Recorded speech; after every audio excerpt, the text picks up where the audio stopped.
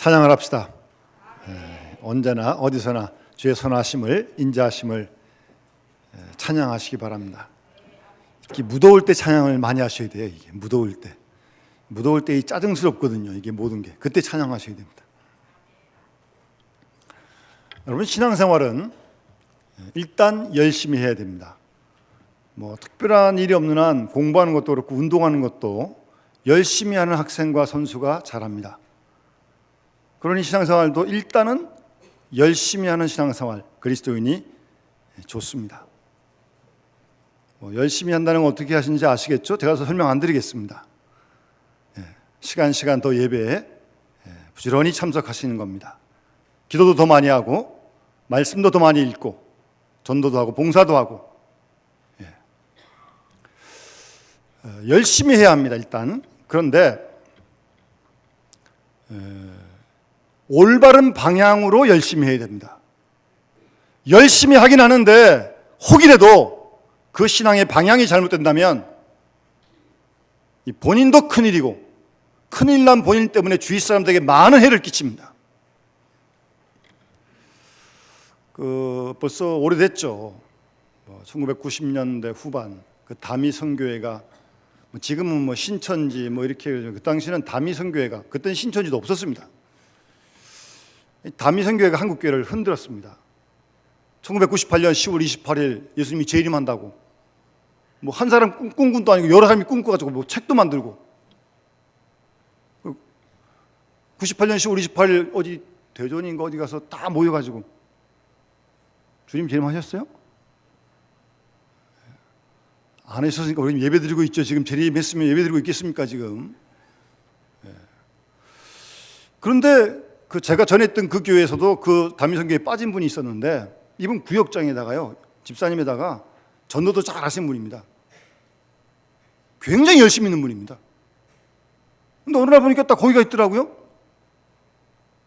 이거 가정도 다 팽개치고요, 남편 자녀 다 팽개치고요, 매주일 대전 내려가는 겁니다.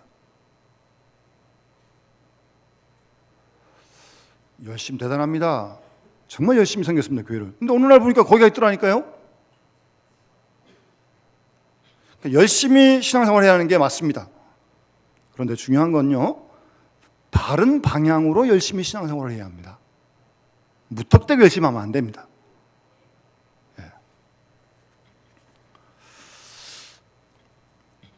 우린 지난주 오늘 본문 바로 앞 본문을 통해서 사도 바울이 그리스도를 아는 지식이 너무나도 소중하다.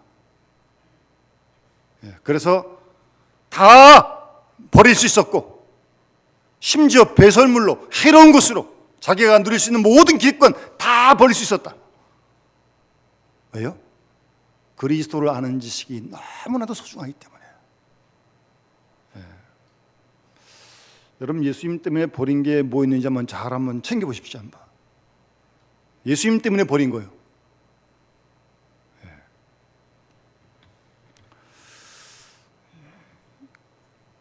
그리스도를 아는 지식이 너무나도 소중해서 버리고도 전혀 아깝지가 않았습니다.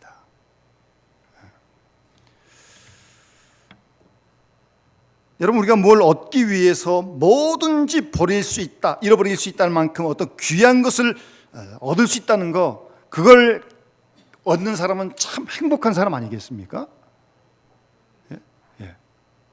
정말 행복한 사람이죠.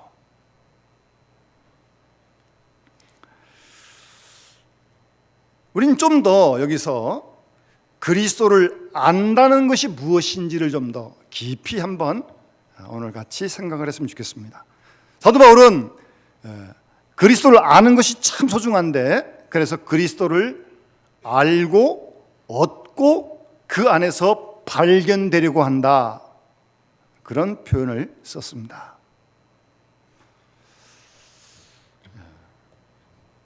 그리스도를 안다는 게 도대체 무엇입니까? 여러분, 그리스도를 얼만큼 알고 계십니까?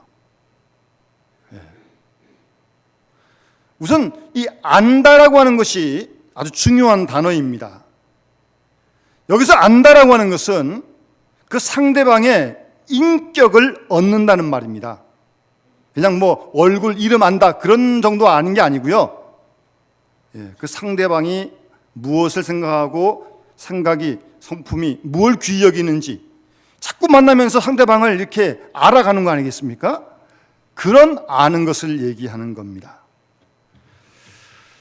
헬라어로는 기노스케인이라고 하는 단어인데 이것은 어떤 원리를 알았다, 몰랐던 걸 깨우쳤다 그런 얘기하는 게 아닙니다. 책에서 배웠다 그게 아니고요. 다분히 개인적인 지식을 얘기하는 겁니다. 내가 누구를 만나서 사귀면서 이렇게 하면서 그에 대해서 내가 아는 거, 내가 깨달은 거, 나 자신의 체험적인 지식을 얘기하는 겁니다. 그걸 안다고 얘기하는 겁니다.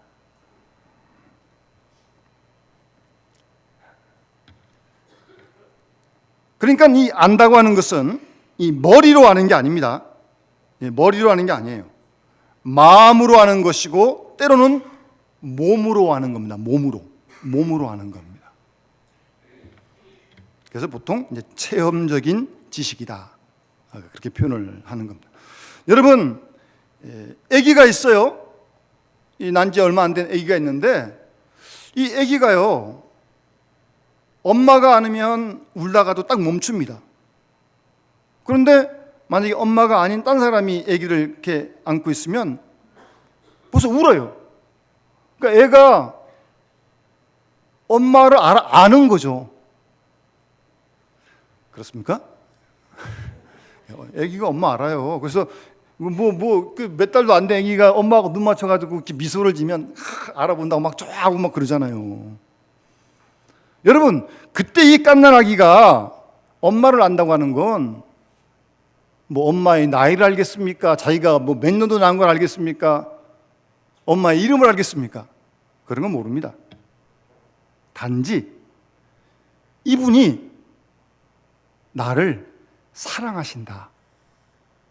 그거를 아기가 느끼는 겁니다. 그러니까 딴 사람이 안아주면 울다가도 엄마가 탁 안으면 벌써 딱 알아요. 딱 멈춰요. 이렇게 아는 걸 얘기하는 겁니다. 머리로 아는 게 아니에요. 그 아기가 몸으로 느끼는 겁니다. 엄마가 자기를 사랑한다는 걸 몸으로 체험적으로 아는 걸 얘기하는 겁니다. 그때 안다라는 쓰는 단어 바로 그 단어입니다. 여러분, 창세기 4장에 보면 아담이 하와와 동침하여 가인을 낳았다는 말씀이 있는데 공동 번역에는 한 자리에 누움에 동침하다를 그렇게 번역을 했습니다. 그러니까 같은 히브리어 원문인데 동침했다 그랬고 누웠다 그랬어요. 근데 이 단어가 히브리어의 야다라고 하는 단어인데 이 히브리어를 헬라어로 번역하면서 기노스케인이라고 그렇게 번역을 했습니다. 그래서 마태복음 1장에 보면 마리아가 잉태했을 때 요셉이 마니아 데려왔지만 아기를 낳기까지 동침하지 않았다. 그때 쓴 단어가 기노스케인이라는 단어인데 이 단어는 히브리어 야다에서 온 단어입니다. 다시 말씀드립니다. 그리스도를 안다고 할 때 안다는 것은 머리로 아는 건 아닙니다. 머리로 아는 게 아니에요. 사랑으로 아는 겁니다. 마음으로 알고 뜻으로 알고 믿음으로 알고 한 걸음 더 나아가서 몸으로 아는 것을 말하는 겁니다. 제가 그런 걸 가르쳐서 체험적인 지식이다. 그렇게 안다는 걸 얘기합니다. 그리스도로 안다 그럴 때 안다는 단어가 그런 뜻입니다. 그런 뜻으로 여러분 그리스도를 예수님을 얼마나 아십니까?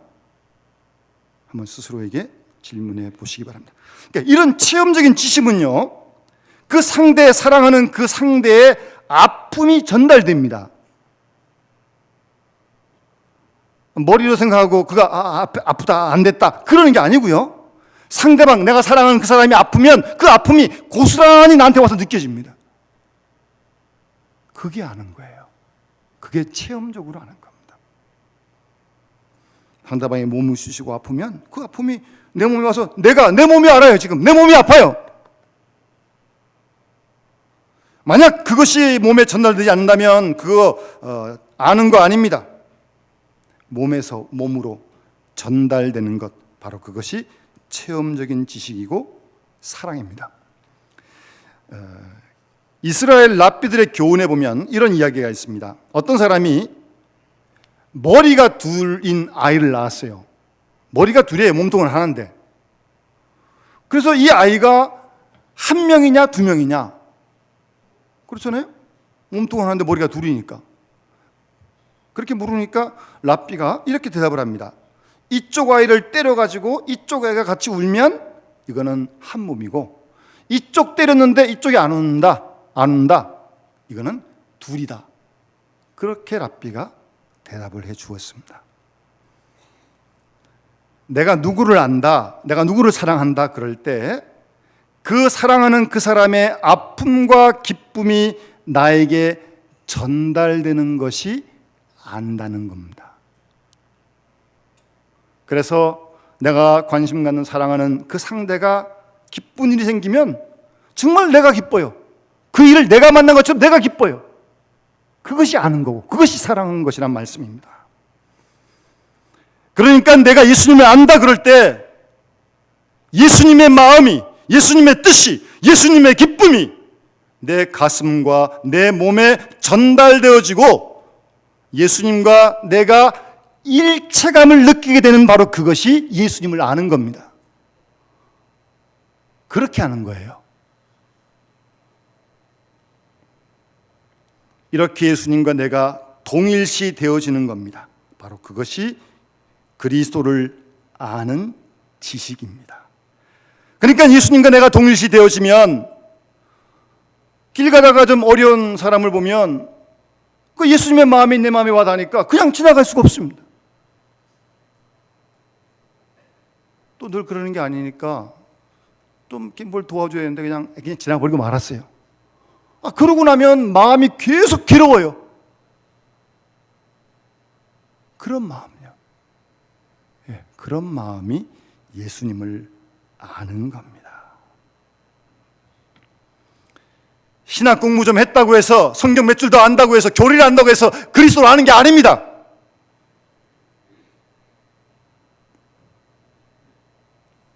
바울이 그리스도를 알았다고 하는데, 안다는 건 뭐예요? 아는 내용이 있을 거 아니에요. 역사를 알았다, 영어를 알았다, 아는 내용이 있잖아요. 뭘 알았다는 거예요? 알았는데, 그리스도를 알았는데 그 내용이 뭔지를 우리는 분명히 알아야 합니다. 바로 그 내용을 오늘 본문에서 사도 바울은 밝히고 있습니다. 바울이 예수님을 알았다 할 때 그 아는 내용이 예수님이 몇 시에 일어나셨는지, 몇 시에 주무셨는지, 무슨 음식을 좋아하시는지 그런 거 알았다는 게 아니에요. 바울이 증거하고 있는 예수님 알았다고 할 때 그 아는 내용의 중심은 오늘 본문에 말씀하시는 그리스도의 부활 사건입니다. 그리스도의 부활 사건입니다. 그리스도의 부활을 모르면 아무 거, 딴 거 다 안다 해도 그 그리스도 아는 게 아닙니다. 여러분 가만히 보면 이단들은요, 십자가의 고난과 부활을 얘기하지 않습니다. 이상한 비유를 갖다가 이상하게 풀고 자기가 만들어 놓은 십자가 부활 얘기하는 이단을 본 적이 없어요. 복음을 얘기하면서 십자가 부활 얘기하면 뭘 얘기합니까? 그런 얘기 다 빼버리고 이상한 얘기를 하고 자꾸 어쩌고 정신 바짝 차려야 됩니다. 십자가와 부활을 빼고 그리스도의 복음을 어떻게 설명할 수 있습니까? 예? 이걸 빼고요. 그러니까 그 십자가와 부활 얘기하는 사람 다 이단일 수 있는 확률이 많습니다. 그만큼 십자가와 부활이 복음의 핵심이란 말씀이에요. 우리가 사도신경을 매 시간 지금 고백하고 새벽마다 고백하지 않습니까? 몸의 부활과 영생을 믿는다고요. 그 믿음의 핵심을 빼버리고 어떻게 우리가 복음을 얘기할 수 있어요? 어떻게 그리스도를 할 수 있어요? 여러분 기독교가 무슨 착하게 살아라, 선하게 살아라, 윤리를 얘기하는 게 아닙니다. 도덕을 얘기하는 게 아닙니다. 우리는 복음을 믿는 거예요. 복음을. 십자가와 부활을 믿는 거예요. 그런 믿음의 내용이 흐릿해지고 무슨 착하게 살아라, 선하게 살아라, 신앙생활은 윤리나 도덕이 아닙니다. 그 이상이죠. 분명히 아셔야 됩니다. 여러분 왜 잘 아는데 사도 바울은 부활하신 예수를 만나면서부터 사울이 바울이 됩니다. 예? 다메섹도 상했어요. 그러니까 부활하신 예수를 만나지 못했다면 뭐 사울 바울 되지 않았을 것이고, 뭐 바울의 서신 다 없었을 것이고, 바울도 물론 전도 안 했을 것이고. 그러니까 그리스도, 부활하신 그리스도를 만난 일 없으면 사울이 바울 될 리가 없는 거죠. 그러니까 바울이 전하는 복음의 그 뿌리에는 그리스도의 부활 사건이 언제나 있다는 것을 잊지 말아야 합니다. 그러니까 부활을 빼고 복음을 얘기할 수 없는 거예요, 바울은. 그러니까 부활에서 십자가도 바라보고, 십자가에서 부활을 보는 게 아니라 부활 사건 속에서 십자가를 보는 거예요. 순서는 그게 맞는 겁니다. 요한복음을 보면 요한복음 11장에 나사로가 죽었다 사는 거예요. 나사로는 부활한 거 아니에요? 나사로가 부활했습니까? 아니에요. 다시 깨었다가 또 죽었어요. 나사로는. 그 부활 아니에요, 이거는. 그런데 나사로가 죽었다가 다시 산 것을 보여주시면서 그리스도의 부활을 미리 설명하시는 거예요. 그런 의도가 요한에게는 있는 겁니다. 그래서 미리 요한복음 11장에 나사로의 부활, 다시 사는 사건을, 기적을 말씀하시고, 그 다음에 이제 십자가의 고난과 죽음, 그리고 부활을 요한은 증거하고 있는 겁니다. 그리스도의 부활의 하나의 예표적인 사건인 것입니다. 부활 사건과 부활 신앙에 비추어서 십자가를 바라보라고 하는 것입니다. 부활을 보지 못하고 부활을 믿지 못하면 예수님 알지 못합니다. 예수님 알지 못합니다. 그래서 부활 사건을 보고 나서 십자가를 분명히 이해하는 것이 바울이 힘있게 증거하고 있는 것입니다. 여러분, 예수 그리스도의 부활 사건은 굉장히 중요한 사건이고, 그리스도의 부활 사건이 우리에게 보증을 해주는 몇 가지가 있습니다. 우선 그리스도의 부활 사건은 우리의 부활을 보증해 주는 것입니다. 그렇게 믿습니까? 나는 부활이요 생명이니 나를 믿는 자는 죽어도 살겠고 무릇 살아서 나를 믿는 자는 영원히 죽지 않겠다고 말씀하지 않습니까? 여러분, 부활하실 거 믿습니까? 확실히 믿으셔야 됩니다. 한 번은 세상은 떠나실 거고요. 누구에게나요? 그 부활할 겁니다면 뭐 떠나는 건 뭐 대수겠습니까? 하나님 부르시면 가면 되는 거죠, 뭐. 부활할 텐데요. 우리 육체의 부활을 보증해 준 사건이 그리스도의 부활 사건이고요. 그리고 그리스도의 부활 사건은 우리에게 영원한 생명을 보증해 주십니다. 내 말을 듣고 나를 믿는 자, 내 말을 듣고 나 보내시는 믿는 자는 영생을 얻을 거라고 말씀하시잖아요. 여러분, 영생 얻으셨습니까? 우리에게 영원한 생명을 보증해 준 사건이 그리스도의 부활 사건이에요. 그런 영생을 믿는다면 하나님 언제 우리 부르실지 모르지만 두려워하지 마세요. 뭐 한 번 태어난 인생 한 번 가는 건 분명한 사실이고, 그런 유체적인 생명이 아닌 그리스도를 믿는 영원한 생명을 우리에게 보증해 주셨으니까요. 그런 영생을 맛보며 사는 겁니다. 그리고 그리스도의 부활 사건은 죽음에 대한 승리를 우리에게 보증해 주셨어요. 예수께서 사망 권세를 이기시고 사흘 만에 부활하시지 않으셨습니까? 그런 부활을 우리가 믿는다면 우리 죽음 두려워할 이유 없습니다. 한 번은 언제 하나님 부르시면 갈 거니까. 부활을 믿는데요, 죽음을 이기신 부활 사건 우리가 믿는데요. 또 하나 중요한 것은 그리스도의 부활 사건은 우리에게 의롭다함을 보증해 주신 겁니다. 우리 모두는 다 죄인입니다. 의일 수 없습니다. 그런데 예수를 믿음으로, 그 믿음을 보시고 하나님 우리를 의롭다고 인정해 주는 확증이 그리스도의 부활 사건입니다. 주님은 우리의 죄를 위해 십자가에 죽으셨고 우리의 의롭담을 위해 부활하신 것입니다. 우리가 믿음으로 의롭담을 얻었기 때문에 이 시간도 주 앞에 나와 이 시간 예배를 드릴 수 있는 거예요. 죄인임에서도 불구하고 하나님 우리를 의롭다 여겨주시니까요. 믿음으로 말입니다. 이러한 부활 사건이 예수 그리스도를 아는 가장 핵심적인 사건이라는 것을 잊지 말아야 합니다. 그래서 본문에 보시면 내가 그리스도와 그 부활의 권능, 부활의 권능,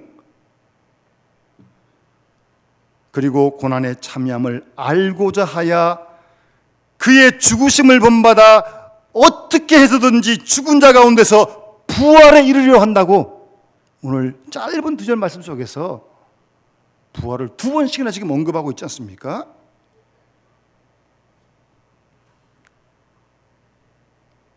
여러분, 뭐 예수님이 하신 말씀 중에 뭐 주는 것이 받는 것보다 낫다, 뭐 예수님은 사랑이시다, 뭐 귀한 말씀들이긴 하지만 그것만 가지고는 예수님을 아는 게 아니란 말씀이에요. 예수 그리스도의 부활 사건, 그래서 우리도 부활할 줄로 믿는 그 믿음 속에서 그리스도를 아는 것이 정말 그리스도를 아는 것이라는 사실을 잊지 말아야 합니다. 그래서 부활만이 기독교의 아주 근본적인 핵심입니다. 다시 사는 부활을 우리가 믿는 것, 아주 중요한 복음의 핵심입니다. 그런데 바울은 이런 부활의 능력에 자기가 좀 참여하고 싶다는 거예요. 그 부활의 권능을 좀 힘입기를 원하는 겁니다. 사망 권세를 이기시는 그 부활의 놀라운 능력을 자기가 좀 체험했으면 좋겠다는 거예요. 아시겠어요?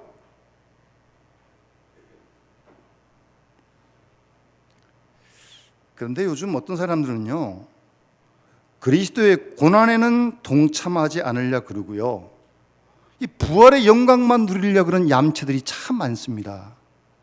이거 얌체죠. 고난도 없이 부활의 영광만 누리겠다는 거예요.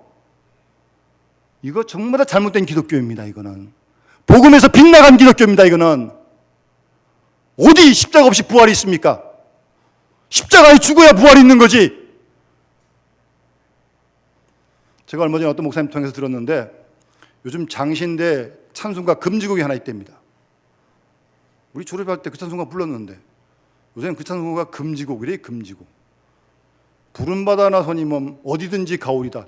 그 찬송가 안 부른대. 신학생들이 어디든지 아는 거, 경기까지 가오리다 그런답니다. 경기까지 가오리다. 그러면서 아주 상당히 걱정하시더라고요. 신학교에서 그 찬송가 안 부른대요. 보통 졸업식 때 딱 그 찬송가 부르고 졸업하거든요. 고난은 싫다는 거예요. 그리고 영광만 누리겠다는 거예요. 그런 복음이 어디 있어요? 어디 기독교가 그런 기독교가 어디 있어요? 성령을 똑바로 믿고 바로 믿어야 합니다. 주와 함께 죽지 않으면 절대 주와 함께 살지 못합니다. 죽어야 사는 거지. 죽어야 부활하는 거죠. 어떻게 죽지 않고 부활만 누리겠다는 겁니까? 다 가짜입니다.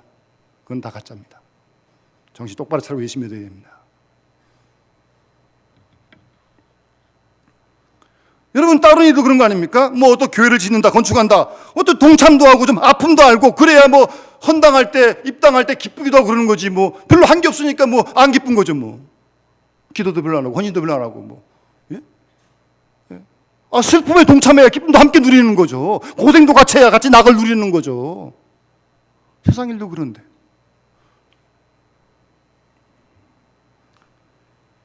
그리스도를 아는 일에 십자가의 고난의 의미를 분명히 안 다음에야 부활의 권능을 누릴 수 있다는 사실입니다. 그래서 오늘 본문에서 바울이 어떻게 해서든지 죽은 자 가운데서 부활에 이르려 한다고 그렇게 말씀하고 있는 겁니다.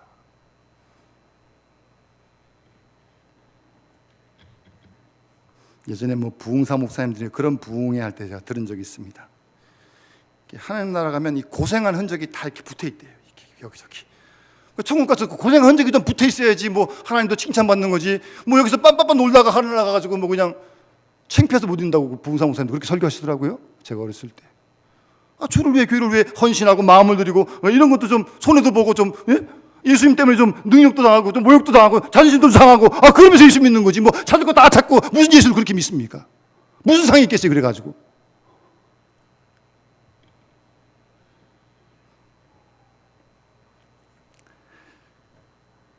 여러분, 예수님께서 당하신 십자가의 고난과 함께 동참해야 할 그 사람이 부활의 아침에 그 영광을 누리게 될 줄로 믿습니다.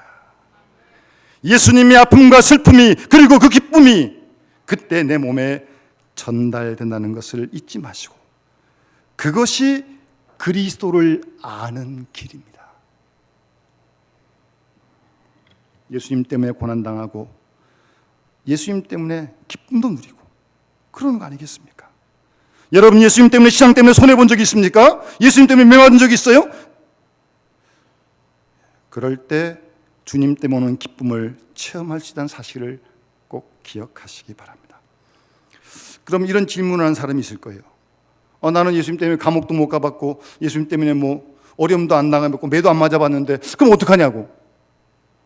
일부러 가서 매를 좀 맞고 감옥에 들어가야 되는 거예요. 걱정하지 마세요. 길이 있습니다.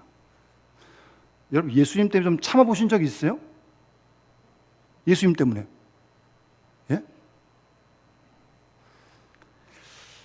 아마 예수님 때문에 뭐 좀 정도의 차이는 있겠지만 조금 참은 정도에 따라서 예수님 때문에 오는 기쁨을 그만큼 느낄 때 아마 경험해 볼 수 있을 거예요. 아마 뭐 작고 크게 있을 겁니다. 아마. 일생을 통해서 예수님 때문에 고난당한 일이 없다면 참으로 불행한 일입니다. 걱정하지 마세요. 앞으로 기회 많이 있습니다. 정말 내 성격 가지고는 도저히 참을 수 없는 일인데 주님 때문에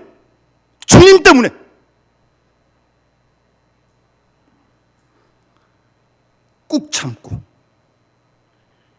다른 때 같았으면 그냥 막 입에서 막 거짓말이 나오고 막 쌍시옥 쌍경 나오고 막 이게 막 할 말 다 하고 그냥 뭐 다 했을 텐데 예수님 때문에 참는 거죠. 참는 거예요. 기도하고 또 말씀을 부여잡고 몸부림치면서 그런 고난 말이에요. 주님 때문에 나가는 거죠. 그렇게 주님의 이름으로 참아보면 아마 주님께서, 성령께서 분명 엄청난 기쁨을 주실 줄로 믿습니다. 참아본 사람만 아는 겁니다. 뭐 책 보고 돈 주고 사는 게 아닙니다. 그래서 어찌하든지 죽은 자 가운데서 부활에 이르려 한다고요. 죽음이란 터널을 통해서 부활에 이르려고 한다고 그렇게 말씀하고 있는 것입니다. 분명히 기억하십시오. 십자가의 죽음 통하지 않고는 절대 부활로 향하지 못합니다. 안 됩니다. 그는 죽어야 부활하는 거지 뭐 안 죽고 어떻게 부활하겠습니까? 다 죽은 다음에 부활하는 거예요. 다 죽은 다음에. 요한복음을 보면 예수님의 육체적인 죽음이 완전한 죽음인 걸 사도 요한은 일부러 의도적으로 기록합니다. 내가 목마르다 그러면서. 그 당시 영지주의라는 이단이 있었거든요. 그 이단들이 예수님이 죽은 거는 가짜로 죽은 거다 그랬어요. 그게 아니라는 걸 보여주기 위해서 피도 다 쏟으시고 내가 목마르다 다 그러면서 예수님께서 100% 완전히 다 죽으셨다는 거죠. 완전히 죽였다는 거예요. 그런 다음에 부활하셨다는 것을 요한은 증거하고 있는 것입니다. 여러분, 그리스도의 부활의 능력을 한번 체험하고 싶습니까? 조금이라도 한번 느껴보고 싶다면 한번 그리스도 안에서 한번 죽어보십시오. 한번 죽어보세요. 사다라는 말 아닙니다. 그리스도 안에서.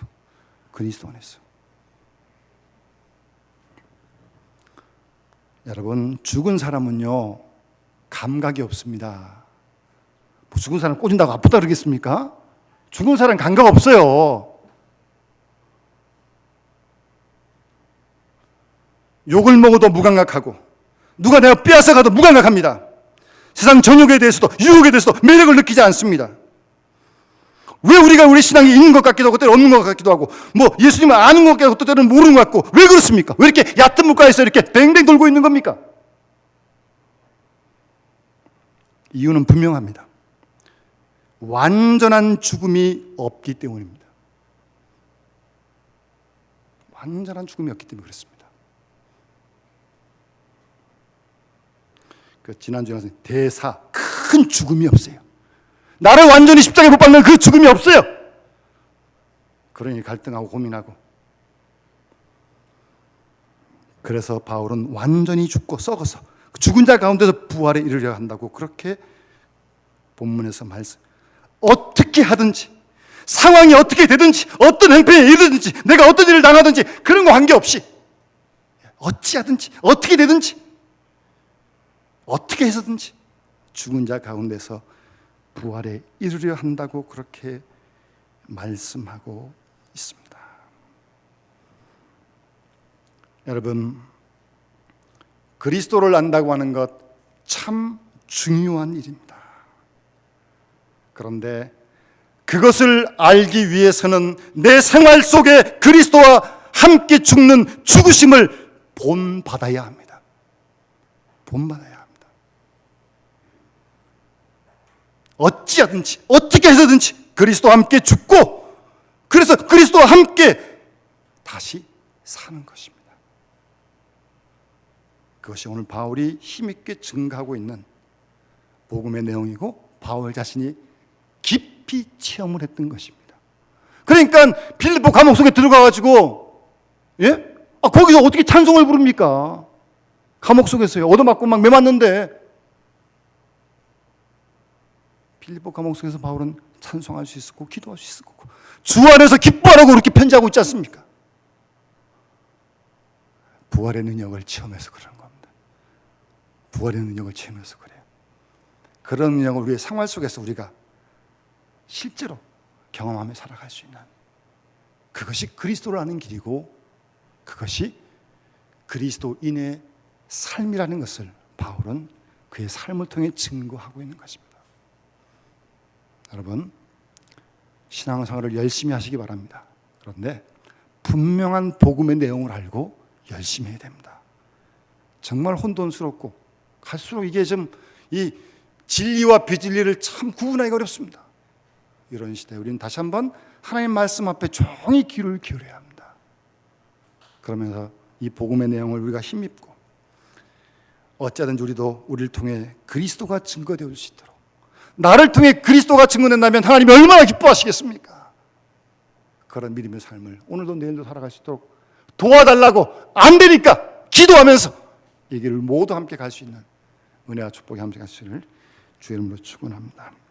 우리 찬송가 436장 함께 찬양 부르면서 봉헌하도록 하겠습니다.